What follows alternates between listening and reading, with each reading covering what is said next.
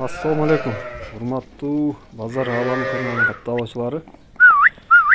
Бүгүн 1 февраль 2024-жыл. Экранда ушул койлор сатылат достор. Бул Бишкек шаарында достор. Ким элита арашан койлор алам десеңиздер, мына жаш токтулар, 8-9 айлык токтулар. Бойлору 80-90 кило. Кулагы 20. Белгилүү бир линиянын козулардан ургачы.